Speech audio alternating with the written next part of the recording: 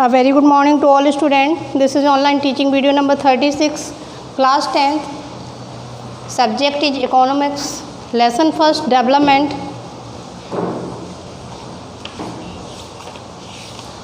Previous video में हमने देखा कि जो डेवलपमेंट गोल्स हैं वो प्रत्येक व्यक्ति के अलग अलग हैं, सबकी एक्सपेक्टेशंस अलग हैं। जिसके पास लैंड नहीं है वो लैंड चाहता है, जिसके पास लैंड है वो और भी ज़्यादा लैंड चाहता है। जो गांव में रह रहा है वो शहर में जाना चाहता है, जो शहर में रह रहा वो किसी महानगर में जाना चाहता है, जो महानगर में रह रहा है वो सोचता है कि हम कहाँ चाहे चले जाएँ, एब्रॉड चले जाएँ। वहीं पे हमने देखा कि जो इन्फेंट मोर्टिलिटी रेट है कहीं पे कम है तो कहीं पे ज़्यादा है, कहीं पे जो लिटरेसी रेट ज़्यादा है तो कहीं पे लिटरेसी रेट ज़्यादा है। चलिए देखते हैं सस्टेनेबिलिटी ऑफ डेवलपमेंट।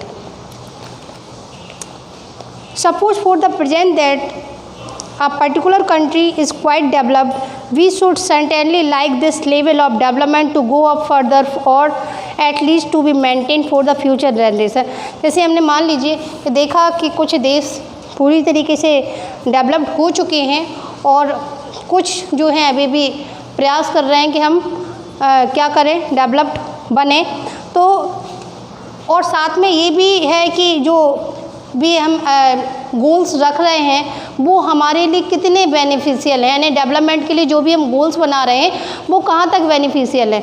जैसे कि हम इस समय देखते हैं कि ऑल ओवर इंडिया में हम जो है वाटर की प्रॉब्लम फेस कर रहे हैं, क्योंकि डे बाय डे क्या देखने को आता है, जो वाटर का लेवल है वो डिग्रेड होता जा रहा, गिरता चला जा रहा। आखिर क्या रहा कि पिछले कुछ सालों में जो वाटर का लेवल है वो डे बाय डे डिक्रीज हो रहा है। उसका रीज़न ये भी उसके रीज़न कई हो सकते हैं, क्योंकि day by day population increase हो रही है। पॉपुलेशन जब इंक्रीज होगी तो उसका यूज भी बढ़ेगा, यानी कि हम देखते हैं कि वाटर का यूज डे बाय डे की लाइफ में भी हम करते हैं। उसके अलावा फार्मिंग के लिए तो बहुत ही इम्पॉर्टेंट है।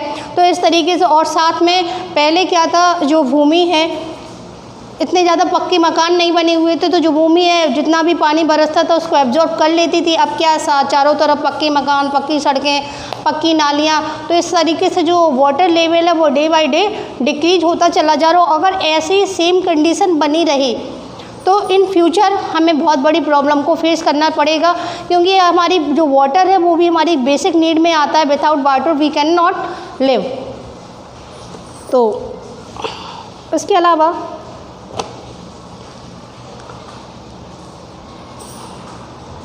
However, चलो आगे देखते हैं। However, since the second half of the 20th century, a number of scientists have been warning that the present type the and levels of development are not sustainable। यानी कि बार बार जो साइंटिस्ट हैं वो ये वार्न कर रहे हैं कि हमें जो क्या है वाटर को सेव करना चाहिए। अगर हम ऐसा नहीं करेंगे तो हमें फ्यूचर में बहुत बड़ी प्रॉब्लम को फेस करना पड़ेगा। बार बार स्कूल्स में और घर पे भी आपको यही बताया जाता है कि जितना ज़रूरत हो उतना ही पानी यूज करें, वाटर का वेस्टेज ना करें। इस समय भी हम देख सकते हैं कि इस बार बारिश बहुत कम हुई है, जिसके कारण जो वाटर लेवल है वो हर बार क्या होता था कि गर्मी के सीज़न में जो वाटर लेवल है वो काफ़ी डिक्रीज होता था, लेकिन जैसे ही रेनी सीज़न स्टार्ट होता तो लेवल फिर से मेंटेन हो जाता। लेकिन इस बार जो बारिश है वो काफ़ी कम हुई है और अगर ऐसे ही चलता रहा तो क्या होगा, हम एक बहुत बड़ी प्रॉब्लम को फेस करेंगे। क्या होगा, बारिश नहीं होगी तो फसल अच्छी नहीं होगी, गर्मी ज़्यादा पड़ेगी, बहुत सारी कंडीशन सामने आएंगी।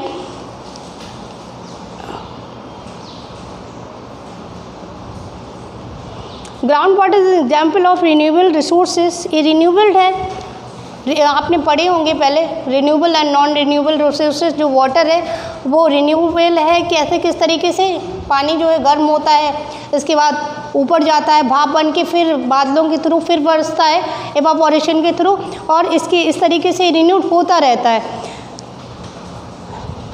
However, even these resources may be overused. For example, in the case of groundwater, if we more than what is being replenished by rain, then we would be overusing this resource। मैंने बताई है कि अगर हम इस तरीके से जो वाटर है उसका ओवर यूज करते रहे तो एक दिन हमें बहुत बड़ी प्रॉब्लम को फेस करना पड़ेगा।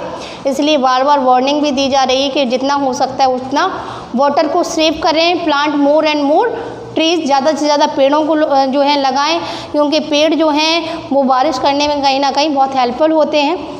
सो अब क्या देखते हैं, non renewable resources are those which will get executed after years of use.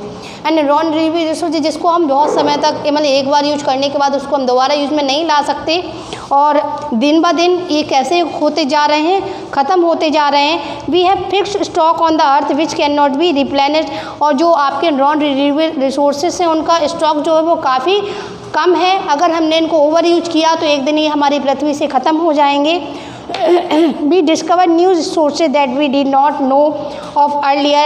Now resources in this way add to stock the however over time even this will get executed। यानी कि अभी हमने कुछ ऐसा सोचा नहीं है, क्योंकि अगर ऐसा कुछ होता है तो और ये रिसोर्सेज ख़त्म हो जाते हैं तब हम क्या करेंगे। यानी कि एग्जाम्पल के तौर पे हम ले लेते हैं पेट्रोल और डीजल को, कि आजकल इनका बहुत ज़्यादा यूज होता है। हमें कहीं पे भी जाना है, थोड़ी सी दूरी पे जाना है तो हम बाइक का यूज करते हैं, कार का यूज करते हैं, और इसी तरीके से हम अगर इन रिसोर्सेज का यूज करते रहे तो एक दिन इनका जो अस्तित्व है वो हमारी पृथ्वी से मिट जाएगा।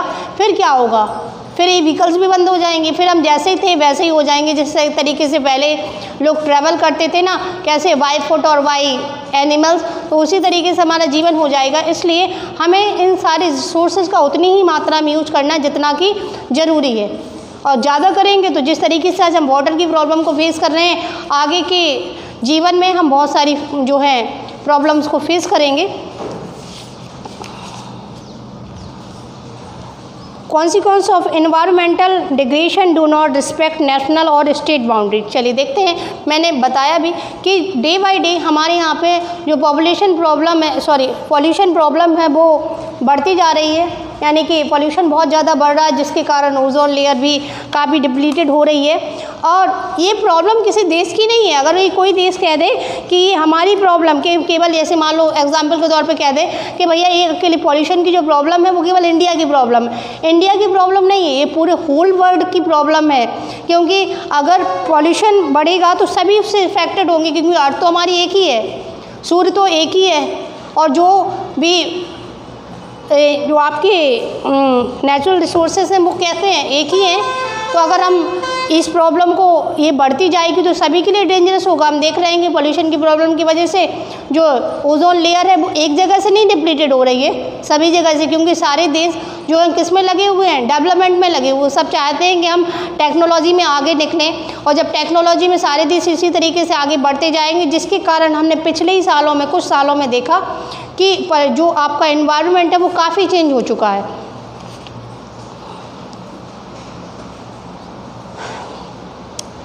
Our future is linked together.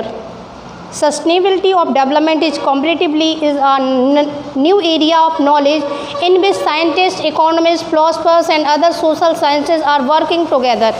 In general, the question of development or progress perennial at all time. As a member of society and an individual, we need to ask where we want to go, what we wish to become and what our goals are.